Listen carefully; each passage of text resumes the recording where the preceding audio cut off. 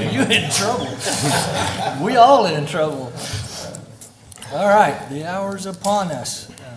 I'd like to call the August 3rd, 2023 meeting of the Casa Grande Planning and Zoning Commission to order. Please join me in the pledge. Pledge allegiance to the flag of the United States of America and to the republic for which it stands, one nation, under God, indivisible, with liberty and justice for all.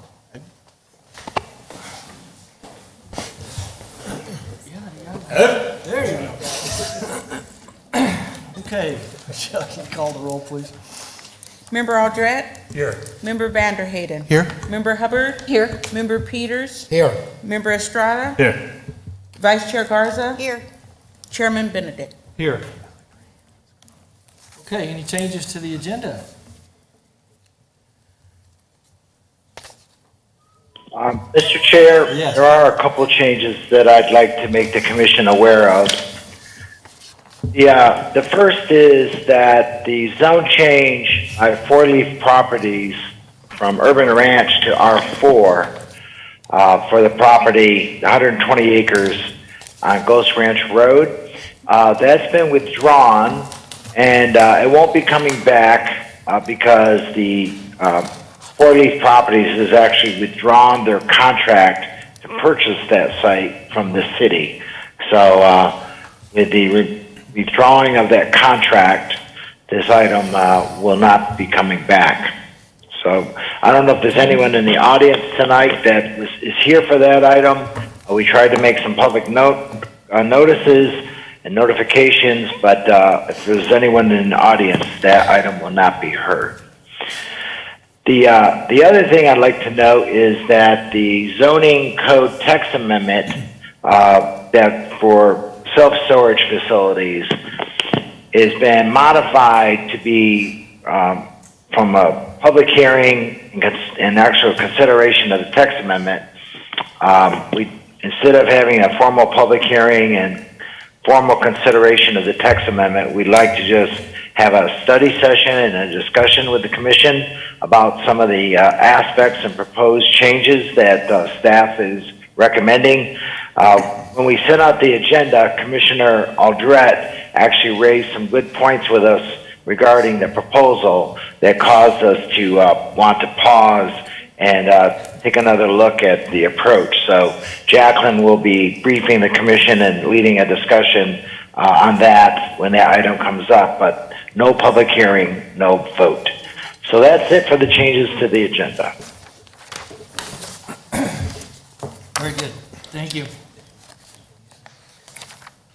Okay. Commissioners, you have the minutes?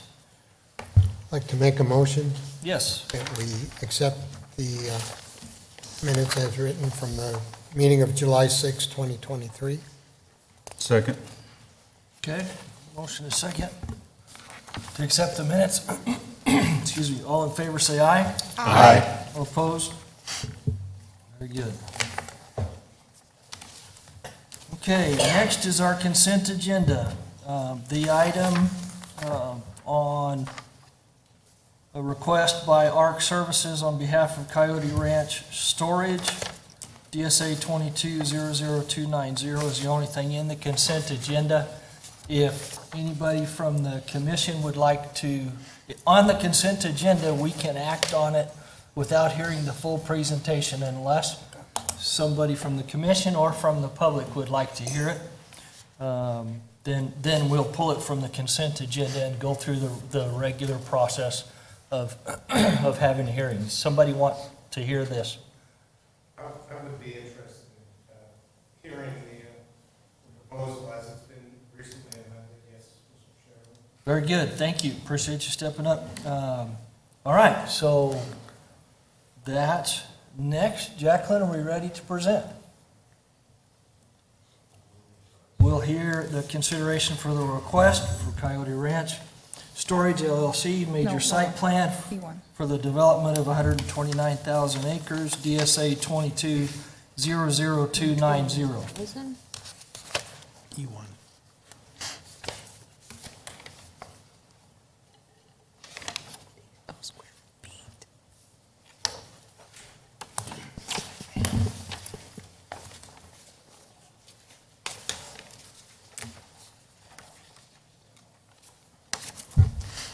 Okay, Commission, this request is a major site plan approval to construct a self-storage, recreation, and recreational let me start over again. Self-storage and recreational vehicle storage facility on approximately 6.45 acres located at the northeast corner of Rodeo and Pinal. The site will consist of 241 units and 241 controlled climate storage units, 464 storage units, and 31 RV storage units for a total of 705 units. The site is within the planned area development for Coyote Ranch and is designated as commercial. Self-storage is an allowed use within this commercial designated area. And then the remaining 2.6 acres on the site at the hard corner of Pinal and Rodeo will be developed as a commercial use at a future time. Oops, wrong way. So here's the proposed site plan. Here are the review criterias that the staff report goes over. I don't have anything, really, I just did want to show the proposed elevations. This was one of the big talking points at the neighborhood meeting that I'll get into on the next slide. For the development, for the side of the development facing Coyote Ranch, so that would be the east development. They've added additional trellises that match the rest of the site, as well as additional landscaping. As noted, that we did have a neighborhood meeting that was actually held last year before the application was received. I did send out notices of application review when this was first submitted back in the beginning of the year. This was published in the dispatch, and notices were mailed. Actually, I think I did 500 feet, to be honest, for notices, and signs are posted on the site. As noted in the neighborhood meeting last year, major concerns were with the landscaping. The developer and applicant worked with the Coyote Ranch HOA, and they are doing additional landscaping within the drainage tract along the east side of this development. And then they added additional articulation details as noted. And then other comments from the meeting really was about the commercial sites. So if there are any additional, so we recommend that approve the major site plan request. We could get into any details if there are any additional comments from the public, or the applicant is here to speak on this as well. Okay. Commissioners, any questions for staff?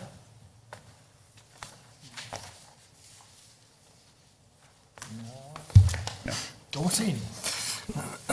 Very good. Is the applicant present? Would they like to speak to this issue? Okay. This action does not require a public hearing, but I think I'd like to open it up to the public to come and address any concerns that you would have. Anybody from the public like to address this issue? Come on up and give us your name and address. Linda Stamper, And 261 East White Wing Court. Good. And your time has started, 3 minutes. I would like to see the photo of the other one, the one that you put. Yes. Some of our concern was, of course, the landscaping and what we would have to look at from our side of the street. So the plan that he put up there then with the photo of the trees, yeah. Are they planning to put trees there, or just different kinds of landscaping, or what? Do we take what we get, or do we have any say about that, or what? Along the east side, there will be additional trees planted within the landscape retention tract for Coyote Ranch. So, Jacqueline, I think she's asking about the type of vegetation that they're going to plant. Do we specify what plant material? the applicant may be able to speak to this a little more, but it was, I don't have that in my landscape plan. Well, let's get the rest of the comments first, and then, That was some of my concern, was Okay. just what we were going to be viewing there at all the time. We have upgraded our landscaping in those areas, and we would like it to look nice. Great. And that's part of our consideration. Another thing that I see on there is that major road that goes into that, will that also be used by whatever building is put on the remaining lot? Yes, they will share an access. Share and access, okay. That was it. Thank you. Thank you. Anybody else like to address this issue? Thank you, appreciate that. Yes? Come on. Yep, come on up, come on up. Good evening. My name's Tim Gilroy. I live at 243 East Granite Trail, which is nearby this proposed facility. I know it's going to be beneficial in some ways, but it's going to be different. Change is always a challenge to deal with. My concerns are kind of twofold. One, it seems we're going to be taking a large lot that has been open desert for many, many years, really, forever, and now it's going to be paved over or built over. And my sense is that the drainage for that is going to be going into the drainage area just to the east of it in the area that's owned by the Coyote Ranch Homeowners Association. I'm just wondering, has this been, reviewed and figured out in terms of exactly what that's going to mean? It's been very dry the last few years, but if we get a lot of rain, has anyone really figured out where that water will go and will it work in that drainage area, especially when it's draining into property that's not part of the storage facility? And the other thing is that I'm a little bit perplexed at the whole idea that they're putting trees to make it look better, but they're putting it on land that they don't own with somehow some provision, some idea that they're going to maintain and keep up those trees, not just for the next year or two, but forever, I presume, is the requirement. And what do we do 10 years from now when the trees are overgrown, broken, not being irrigated, whatever? Is there any facility to make the developer continue to maintain what he's agreeing to do now, especially when it's not on his property? Okay, thank you. Thank you.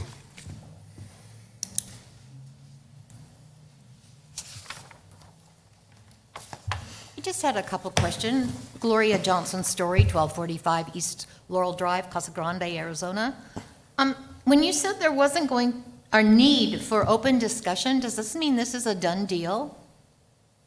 No, it's just doesn't require exactly what we're doing right now. It's not required. Because it's in the master plan and, It's not required per, Okay, per so the this is- guidelines, but it's. this but- is one of the things, though, they're going to see coming in on Pinnell. And I guess me and car washes, but that's another story. There's another storage unit not too far down the road, and then I have a home on Rodeo Road, as you all know.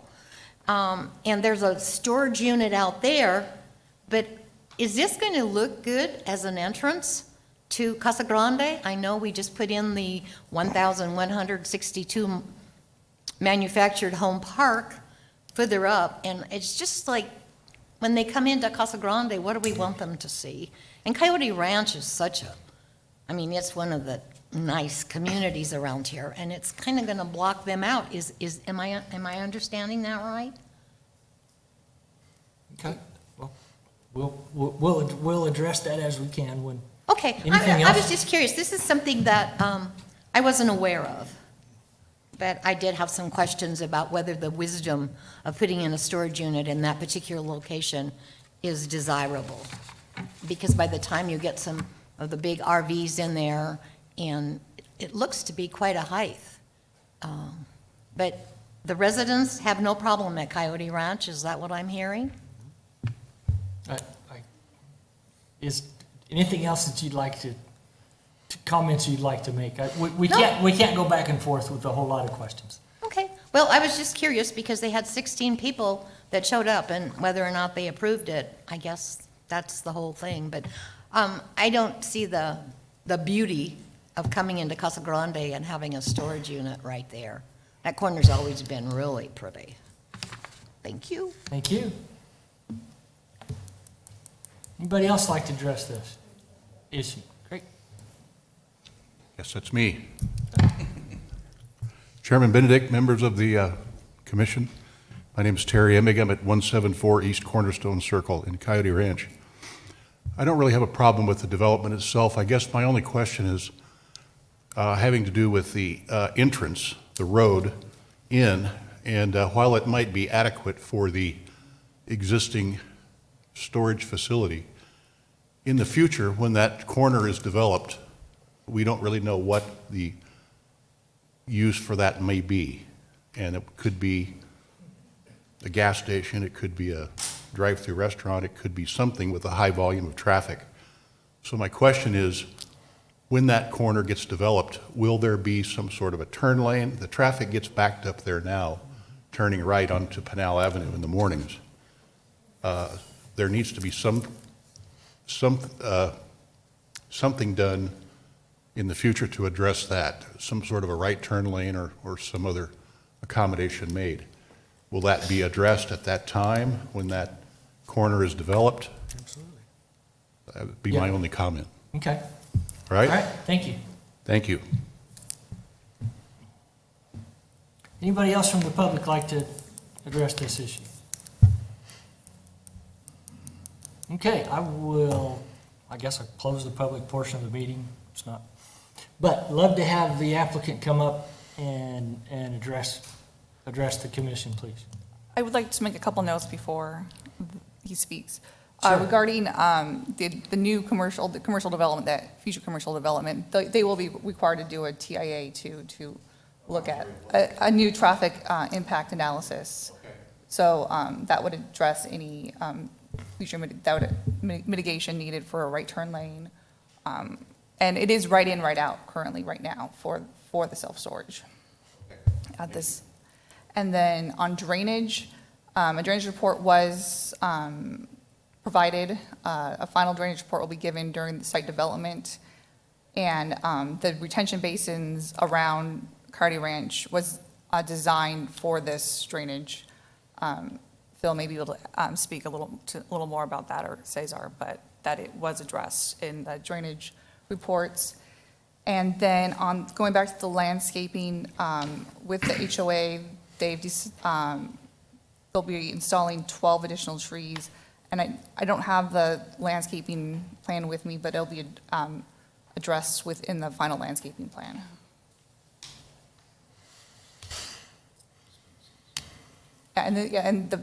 We do have specific plants and trees in our landscape plan.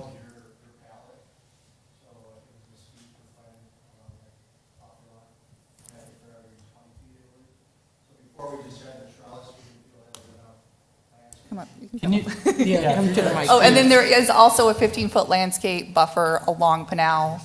And I will note that this has been designated for commercial since Coyote Ranch PUD was developed in 1999.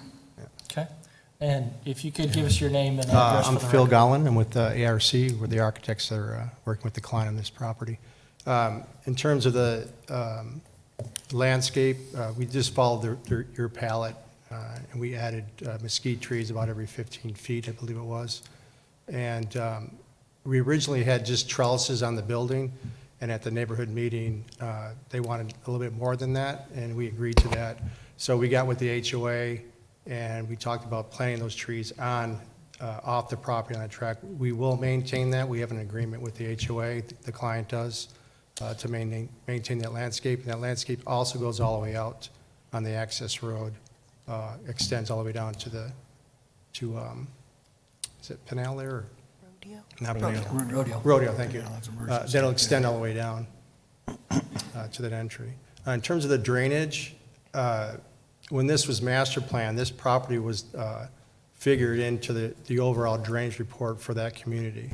But we also have a separate drainage report that shows the volume that's going into that retention area, and it meets all the requirements that was established in the original master plan for that drainage. Okay. All right. Any other questions? Any questions for the applicant? Very good. Thank you, sir. Thank you. Appreciate it. Yep. I have got one more question staff can answer. Can you address if they're not maintaining the vegetation, what does the city do? It would become a code enforcement case. It'd be handled Right. through code enforcement. Okay, I just wanted to, make that clear that there are steps that the city can take if the planned vegetation is not being maintained. There are steps to take to force the issue. Okay. Any other questions, commissioners? No. Yes. Yes, please. Chairman, I was just going to say that code enforcement violation, if ever surfaced, would go to the HOA, more or less, right? Because those trees reside on their property. So they would have to work it out of how that maintenance agreement works. So just for the record, so folks can hear. Okay. Anything else? Very quiet this evening, Commissioner. Okay. All right. I think we're back to us, folks. Commissioners, what's your wish?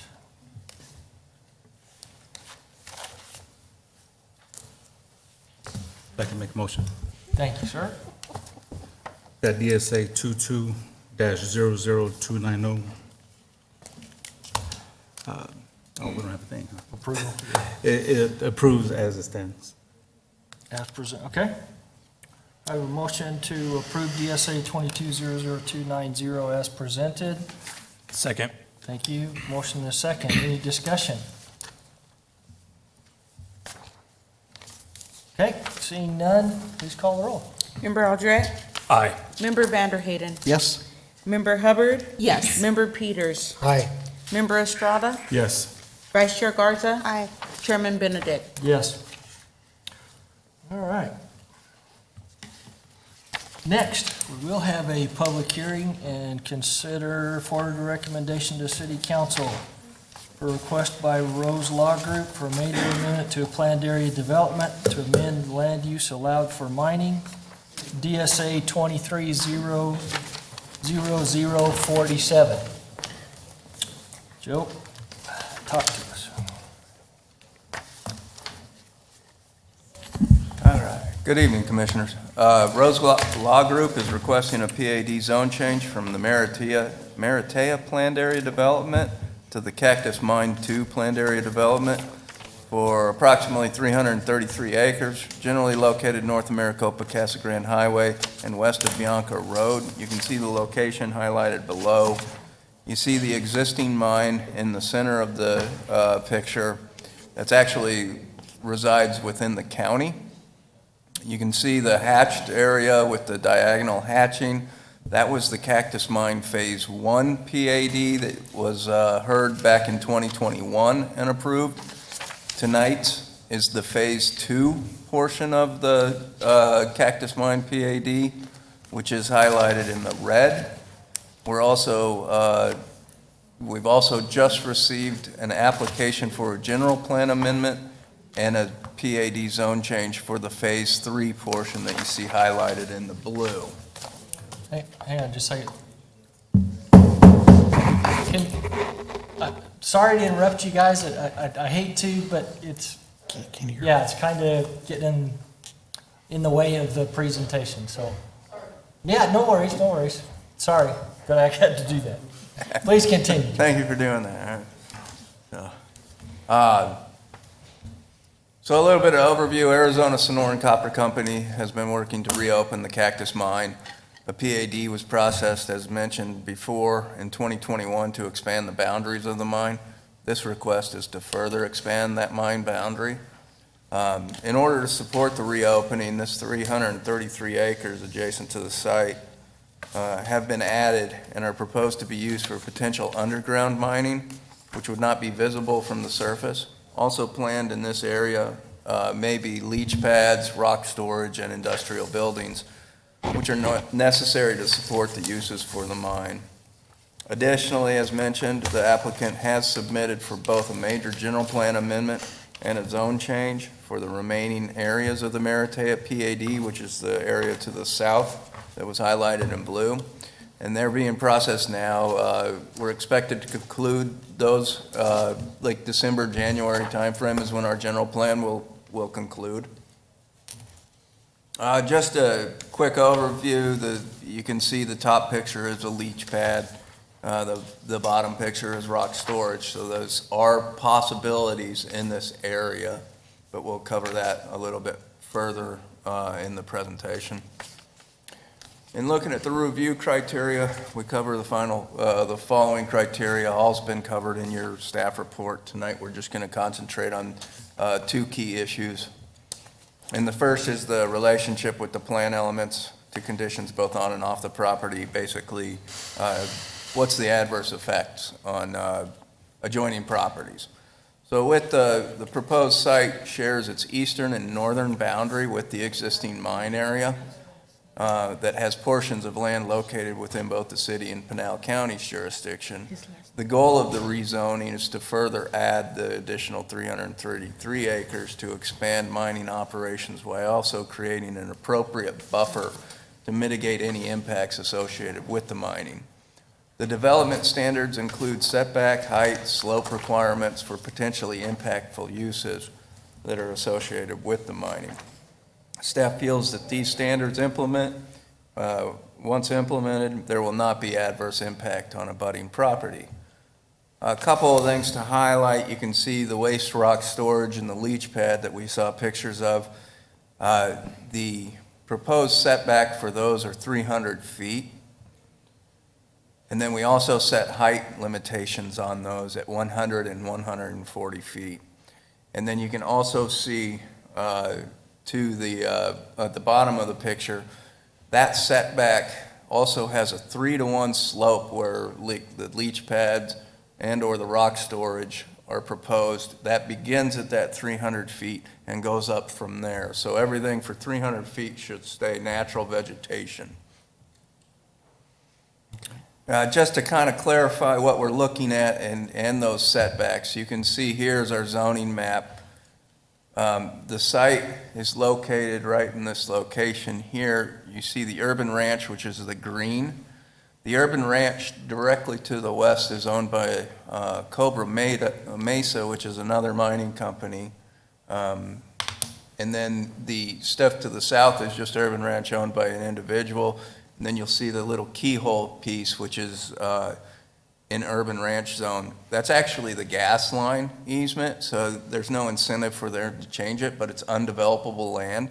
So we're not putting that 300-foot setback onto those locations. It's just really in the areas you see highlighted in red where we'll have the 300-foot setback begin. And then all the stuff to the south, below that little keyhole in green, will be owned by this group and is being processed right now to be part of the mine as well. The next review criteria is conformance to the city's general plan. The site's in the manufacturing industry category. The current zoning of the site actually has two potential uses, single-family residential and or large-scale solar farm. Neither of those are appropriate within the general plan category of manufacturing industry. So this amendment will bring the zoning into conformance with the general plan. In regards to notification, we met or exceeded all requirements. We did get a couple of emails, one just for general information. The second one we shared with you tonight, and you have a copy of it, but just to kind of summarize it, the person was excited, is involved in mining and before, excited for the economic possibilities of reopening the mine. However, there is concerns about being able to feel blasts from the mine. at their home, which is in Gila Buttes. Wondering if there's been a study done by the copper company to show what the blast will mean for nearby residents. He also mentions that mine blasts at the house is like having small earthquakes. Mine blasts can be felt several miles away and could lower home values. So I will let the applicant kind of address some of the mitigation efforts they have done regarding blasting and any other questions you might have.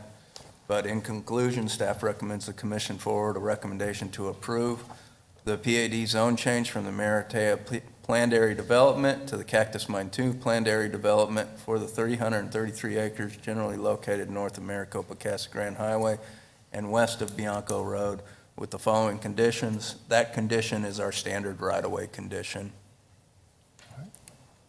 Any questions? Very good, thank you. Commissioners, any questions for staff? I've got just one. Yes. Has work begun? Did you say work has been ongoing in the existing mine now? I'll let the applicant address it. They did do, in 2021, they did do a PAD amendment for that first phase around the mine. And I know that they've done testing. I don't know if there's any operations that are actually occurring at the mine. The county is where the existing mine's currently located. We haven't, I don't recall any building permits or any site development permits for the surrounding areas that's currently located in the city. So I don't think there's any activity as of yet that is occurring within city boundary. Okay. Okay. Anything else? All right, very good. Would the applicant, their representative, like to come forward? Please give us your name and address. Good evening, Chairman and members of the Planning and Zoning Commission. My name is Omar Abdallah. I'm an attorney at Rose Law Group, 7144 East Stetson Drive in Scottsdale. I represent Arizona Sonoran Copper Company. I do have a presentation, but it's a lot of the same of what Joe already explained, and he always does a really great job. With me today, I do have Travis Snyder, who's part of the leadership team at Arizona Sonoran, so he can answer some of your technical questions in a little bit. But Joe is correct. The mine was purchased, so the last time it was operational was in the 1980s, and it's been out of commission since. And so Arizona Sonoran purchased the mine in 2020 and has been in the process of doing the environmental studies and all the different type of work that's needed to be done to determine the feasibility of the mine and basically get it up to speed so that it could be mined. In 2021, Arizona Sonoran purchased some of that land surrounding the existing mine, which is in the city, and that was rezoned to PAD. And so the subject of today's request is the area that's bordered in red, 333 acres, which would essentially join the rest of the area for potential underground mining, leach pad, rock storage, and industrial buildings. Travis can probably comment a little bit about the underground blasting and also what stage they are in terms of getting the mine operational. Thank you. Hi, my name is Travis Snyder. I'm the VP of Sustainability and External Relations for Arizona Sonoran, and I live at 16341 East Montrose Drive in Fountain Hills, Arizona. And yes, to answer your question, we are not currently in operation. We're still in exploration. We're working on what we call our pre-feasibility study, which is the document that we have to show that there is an economical ore deposit that can be mined. That is expected to be completed by the first quarter of next year. And then from there, we would do what's called a bankable feasibility, where we would have about a 10% margin on all of our costs and estimates. And then after the bankable feasibility study would be where we'd make a construction decision. Yes, is it viable? Is it not viable? To answer the question about the blasting, we did hire Nino and Moore, an engineering firm out of Phoenix, to do a blast analysis based on a typical type of ammonium nitrate explosive unit, where we did simulate what it would look like to the nearby residents. It didn't show anything was, approaching the vibration levels in that area. We do need to do further study and actually do a real simulated blast and get seismic phones out there to pick it up. This was all calculated off rock, vibration travel through certain types of rocks. But that would be for an open pit scenario. Underground mining uses much less explosives. And there's, if you all were here whenever the Sackatone mine was actually in production, a lot has changed in blasting technology since the early 70s and 80s. There's different things like you can go to emulsions, you can use smaller blasting charges, you can increase the number of holes that you have with smaller amounts. But we will continue to do studies, and we're happy to provide that to you guys, the analysis that we've done thus far. All right. Yeah, Questions? no, Yep. just a comment, and appreciate you addressing the blasting. That seems to be the biggest fear and the biggest concern that neighborhoods might, and it sounds like it's going to be a while, and there's going to be testing done prior to all of that. Yeah. That is correct, yeah. We would not anticipate being into production until probably 2026, and there's still a lot more study work to be done. Our goal, and as the VP of Sustainability, is to be a neighbor that you don't hear, see, smell, nothing. We really want this to be a new type of mine that's different from the other ones, because we've got the vantage point of being a new production with technology that's coming in that's changing things that's changing things in mining. Very good. Sorry, yes. Those leach pads, is there multiple or just one large one, or how do those normally work for something like that, the leach pads? So we actually have probably, right now we're not planning on using that, this area that we're asking for a zoning change for leach pads. It'll actually be within the county. Okay. But as we find more ore, or as, commodity prices change and we need more room, we would like to have some flexibility to be able to use this area if possible. If commodity prices dip, then we're going to be mining much less. But if it goes up, we might have more rock and more ore that's leachable at the time. I kind of think in this letter we got from Mr. McGeehan that he was worried about, I think, smell probably from leach pad, or just it just looks. I didn't see his comments. Yeah. Oh, I didn't know if you saw it. I would assume that it's more of a visual. Visual? Is what I Okay, gathered okay. from reading the Okay. email. Okay. Because he was concerned with height. Correct. So I don't think it had a smell Okay. associated with it necessarily. All right. Thank you. All right. Thank Chairman, you. I have a quick Yes. question. Have you guys done any coordination with Kinder Morgan to discuss how the blasting impacts could affect their underground line? Yes, ma'am. We have been in contact with their engineers quite a bit. Okay. And so we understand that they have a blast radius of 100 feet within, or 1,000 feet within their adjacent to their two pipelines that are there. We're, looking at potentially, if it does become an issue, finding a place to relocate it, maybe running it up on the north side of the mine to get it away from that area. Got it. Thank you. All right. Commissioners, anything else? All right, good. Thank you. Thank you for your time. Appreciate that. Now I'd like to open the public portion of the meeting. If anybody from the public would like to address this issue, please come on up and give your name and address. And seeing none, I'll close the public portion of the meeting. Bring it back to the commission. Commissioners? Chairman, I'll make a motion Thank you. to recommend forwarding a recommendation of approval of DSA 23-00047 for the PAD zone change of the Maratea planned area development to the Cactus Mine 2 planned area development with the staff's conditions. Very good, thank you. I have a motion. Do I hear a Second. second? I heard a second. Any discussion? Seeing none, please call the roll. Member Aldred? Aye. Member Vanderhayden? Yes. Member Hubbard? Yes. Member Peters? Aye.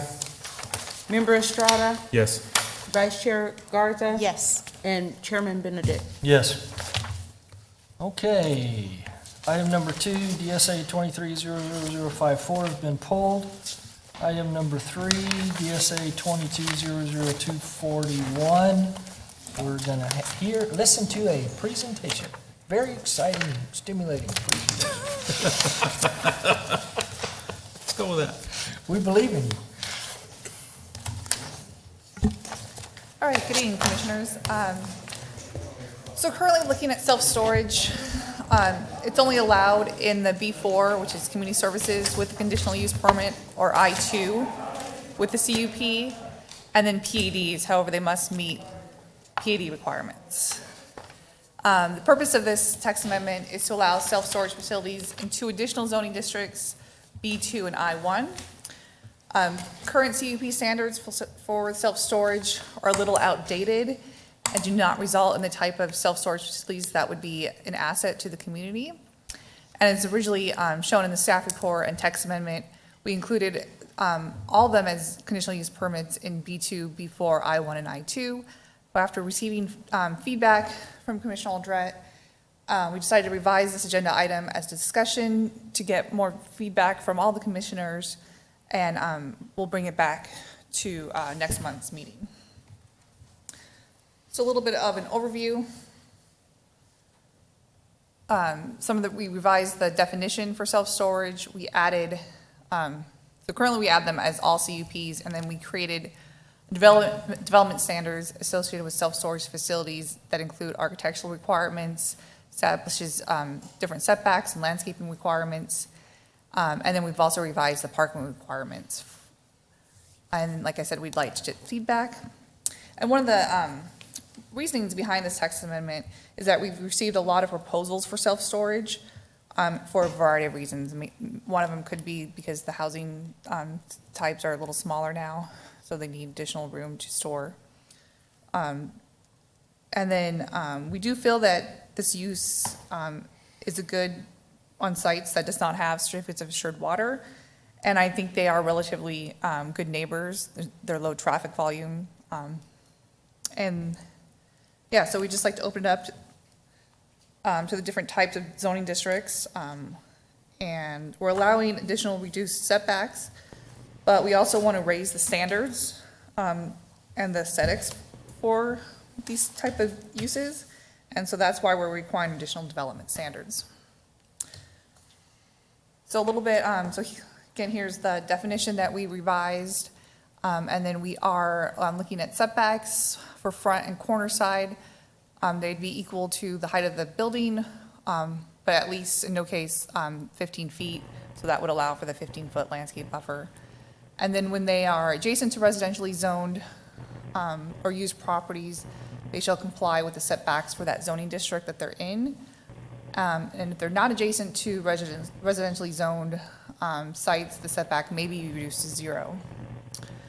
And then we do have the asterisk that if they're, like in some cases, a lot of places like you've seen in the I2 areas or in the rural areas where I2 would be allowed, they're adjacent to urban ranch, and that's kind of just a placeholder. So that's kind of why we added the asterisk that if the site doesn't have cause or they could be developed, they probably won't be developed as residential. So it would be up to the commission to see if that would be allowed for a reduced setback. And then here are some examples of some architectural details that we're looking at that we've included in the development standards. So again, are there any questions or comments, or just like to open it up to discussion with the commission? All righty. Commissioners? First. I know. Commissioner Aldred, please enlighten us on what. Oh, I guess I didn't finish that thought. So the idea was, sorry, to why we were making them all conditional use permitted uses and not allowing them as of right in I2, I4, or excuse me, I1 and B4. I think we should still keep it as a conditional use permit in B2. So my initial thought when I got the packet was kind of looking at it as somebody who works in the Tucson Metro in different jurisdictions, looks at their zoning codes, what uses they allow in their different zones, and it struck me very quickly that it was much different than a lot of the jurisdictions in the Tucson Metro area, and that a lot of those jurisdictions, whether it's at least one zone or multiple zones, self-storage is a use that is permitted by right. So they don't have to go through the conditional use process. A lot of those jurisdictions also require performance standards for those self-storage uses. So I know they have a limit on the size of a self-storage facility within the C1 zone.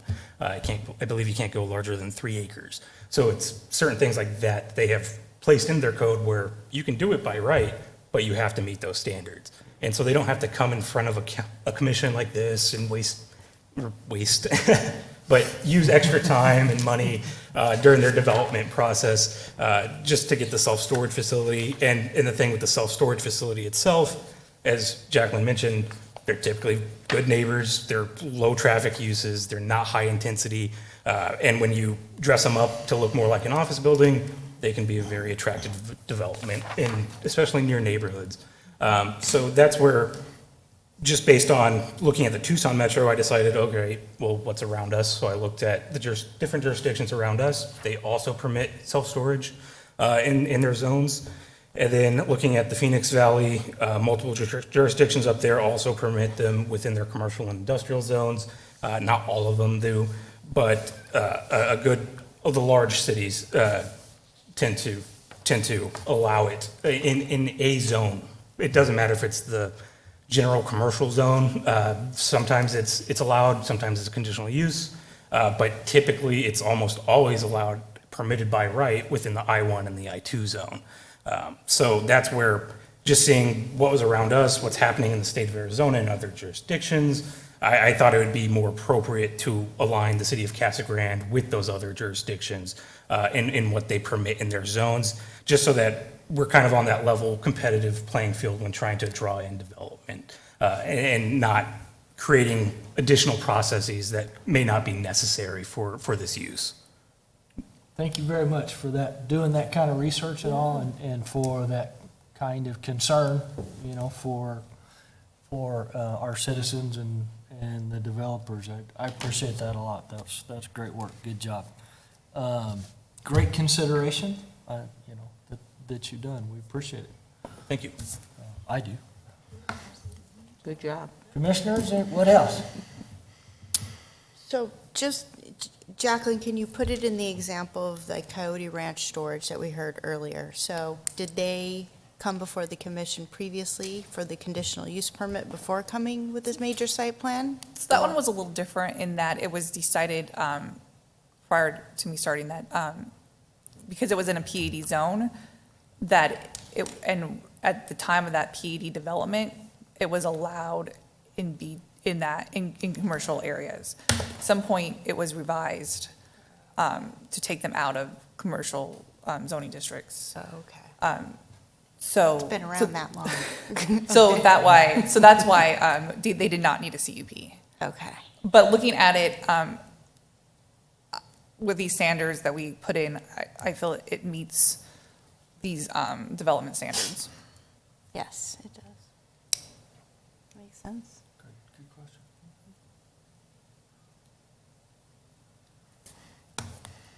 Any other thoughts, comments? Jacqueline's waiting for us to. I know, We get to tell her what to do instead of the other way around, something like that.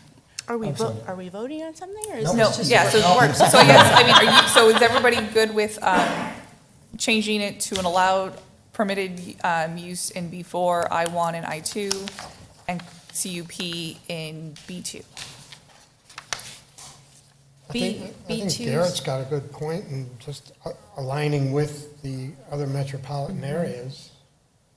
I mean, Sure. Eventually, we will anyways. Absolutely. Is the B2 zone the lower intensity zone?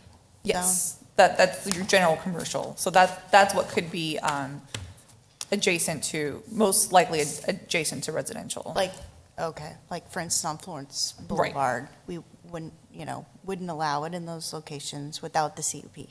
Correct. Okay. In B2. And B2. Okay.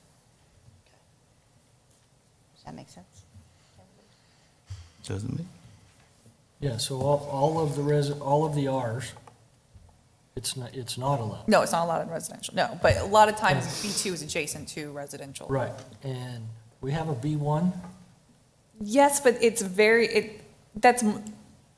I just haven't heard it's of it. rare, and it's really just office uses. It's not an intense commercial use. Okay, and it wouldn't be allowed in B1. So, yeah, B1 or commercial office. Gotcha. CUP and. Or is it, do we have? CUP for B2. Put that slide back up where it said Yeah. Good the point. question. This one? That one, yeah.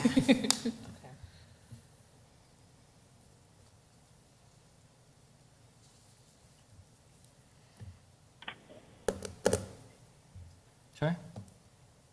Paul, did you want to add anything? I would just like to note for the commission that the removal of the CUP requirement for the B4, I1, and I2 doesn't mean that they're not going to come before the commission, because they certainly will be coming before the commission as a major site plan, just like the Coyote Ranch one did this evening. And the commission can hold a public hearing on it and take public input and impose conditions on a major site plan as well. So it's not like the CUP would be your only opportunity to view the project.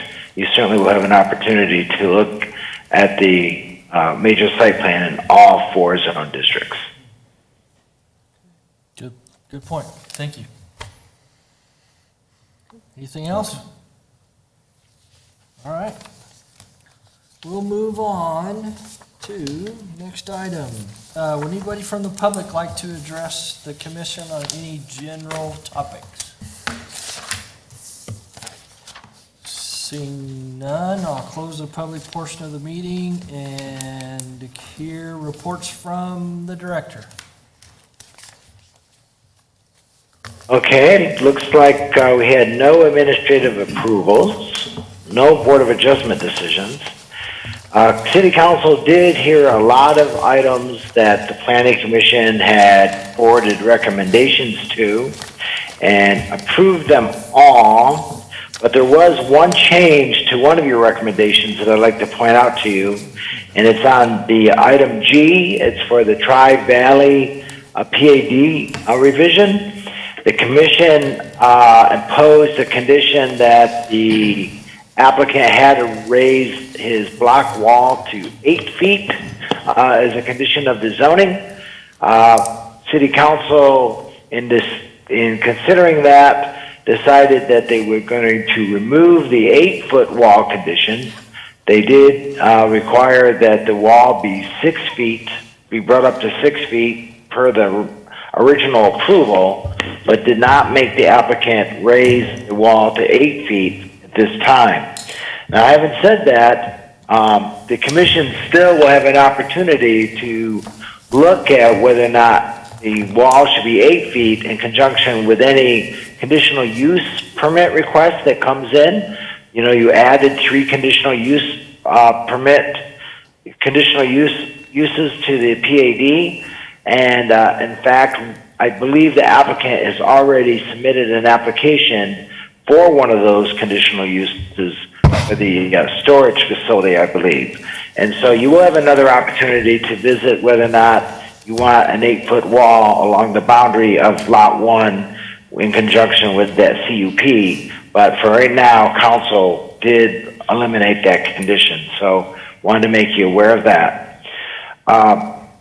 Michelle, were we able to print our monthly development center reports? Yes, they have them. Unclear. They have them? Okay, good. So I don't have them, so hopefully you don't have. I emailed them to you. I didn't get it. No, I didn't get the email. So, I promise you, I emailed them. all right. Okay. I believe you. I believe you. Okay, well, that's all I have to report then. Thank you. Don't set them nothing. All right, commissioners, anything else for the good of the order? Hearing none? Move to adjourn. All right. Second? Second. All in favor, say aye. Aye. They are adjourned.